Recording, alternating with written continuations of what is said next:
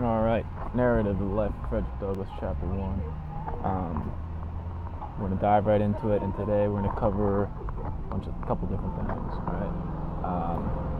Want of information, mother, father. We're going to talk about strangers. We're going to talk about indoctrination and childhood, right? So, let's see if we can do it. First, I'll ask you though, when's your birthday? Right? When is your birthday? And think on that for a second. Where were we? All right. He was born in Maryland, right? And some people are like, wait, Maryland? Maryland's a slave state? Yes, it was. It was not part of the Confederacy, but it was a slave state. So Frederick Douglass was born in Maryland. Regarding his birthday, he doesn't know it, right? And this is right in the first paragraph. He says, slaves know as little of their ages as horses know of theirs. And it is the wish of most masters within my knowledge to keep slaves thus ignorant. Wow, like the third sentence, he's like, yeah, we're about to know as much as like horses, right? We're kept down there. And this is an interesting sentence. A want of information concerning my own is a source of unhappiness to me even as a childhood, right? The white children could tell their ages. I could not tell why I ought to be deprived of the same privilege, right? Want of information. Keep that phrase in mind, right? Why is he denied the same privilege? He's wondering, thinking out loud, right, at this point in the story. Third paragraph, he starts talking about his father. He says, listen, my father was a white man, I know that. Some people say it was my master, but there's no way to really know. And that's it.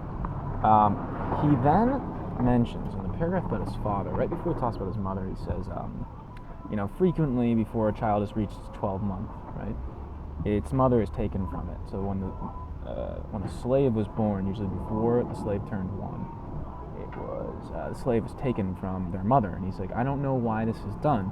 For what the separation is done, I do not know, unless it be to hinder the development of the child's a child's affection towards his mother.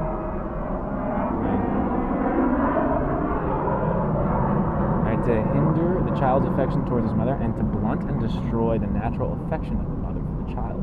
This is the inevitable result. So think about this, right? Mothers are just awesome, right? Mama, you're amazing. The maternal instinct is huge, right? It really is. And that was taken away, right?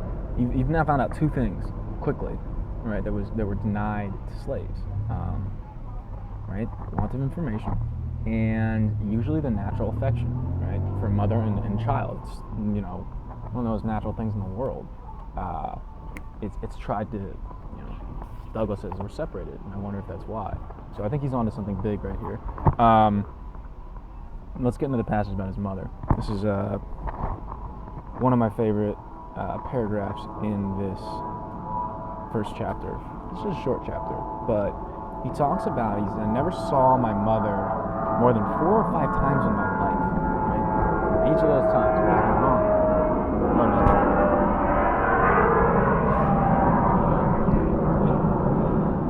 He only sees his mother 4 or 5 times.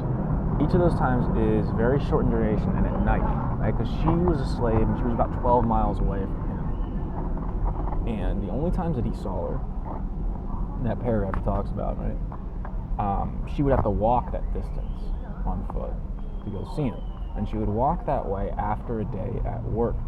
She was a field hand. And if you know a little bit about slavery, you know that there are certain jobs that were more physically demanding than others. And that was one of the most physically demanding. To be a woman and to be a slave hand was hard. The hierarchy, you wanted to work in the house, like right with the master. That was usually the easiest. And then like all the way on down, field hand is one of the tougher jobs.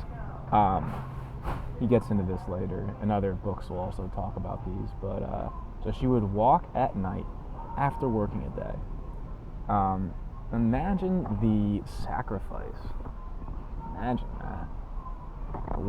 You work all day, not like sitting in a desk work, but very physically demanding work. At the end of that, you walk 12 miles just to hold your kid at night until he falls asleep, and then she would take off.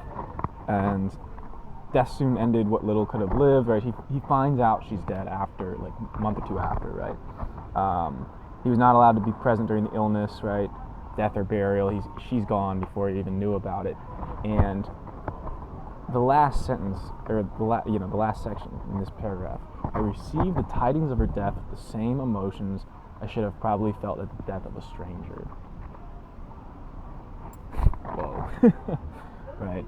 He finds out she died, and he's like, I was basically as affected as, open the obituaries, flip to a random person, whatever. It was like a stranger. So did it work?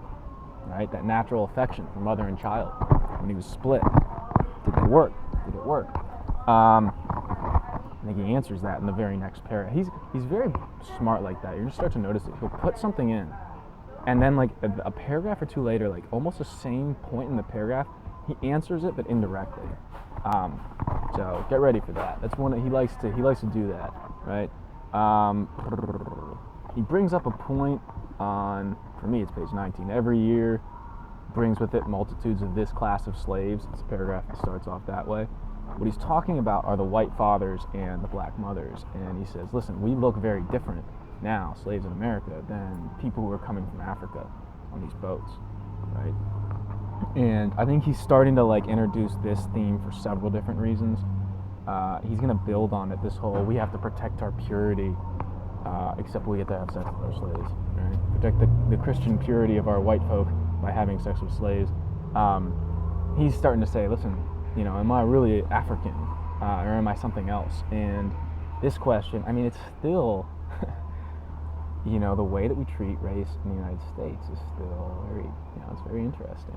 I have friends who come from kind of mixed backgrounds, and they'll tell me, like, they don't really know when to say what. It depends on who they're with. It depends on the situation, so you were onto it back then, and that issue hasn't even really gone away now. Something else that's very intense in this chapter is he talks about his two masters, right?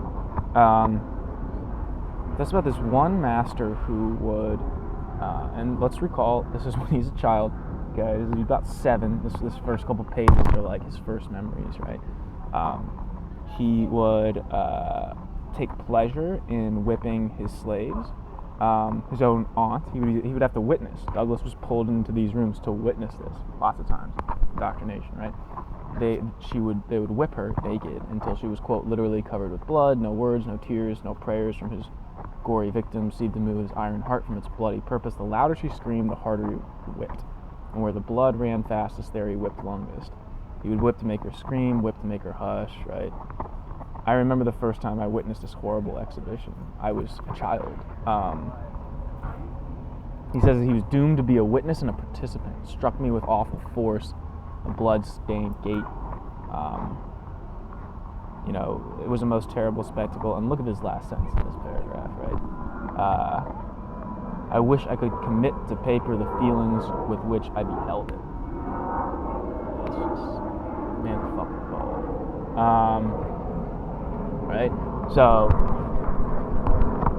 and he talks about another instance where he is watching his aunt, or a female slave, be whipped. And this is the last 2 paragraphs, and he's talking about Aunt Hester, right?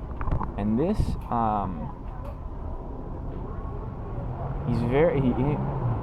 let's keep in mind this is page 3. And this is a pretty big allegation, what he says, right? I mean, he's saying it without really saying it. He's saying, listen, there was an Aunt Nestor, and she used to try to go see this other, slave who belonged to a Colonel Lloyd down the road, but she was very closely guarded. Why? He may be safely left to conjecture. She was a woman of noble form, of graceful proportions, having very few equals, very few superiors in personal appearance among the colored or white women of our neighborhood. Right? So she was pretty. So she was watched closely because she was pretty. And then he talks about, having to watch her be stripped naked, hands tied up above her, whipped until the blood is dripping on the floor. He's hiding in a closet watching this. Yeah, that's chapter 1. Right, so lots of good points brought up in this chapter, right? The want of information, what slaves are denied self-knowledge, and they're denied natural affection, right? This childhood indoctrination of having to watch people get whipped. And then I think a third big point he's bringing out here is the whole the sexual dynamics between the whites and the blacks at this time, master and slave. If you were a prettier woman, that was it was kind of a curse. Like, you were going to be used not just for getting cotton, shall we say. So, hallelujah, right? How's that for these are my first childhood memories. Not like I got beat up at the playground, but like this is what I witnessed. So, he starts, he goes right for it. That's chapter 1.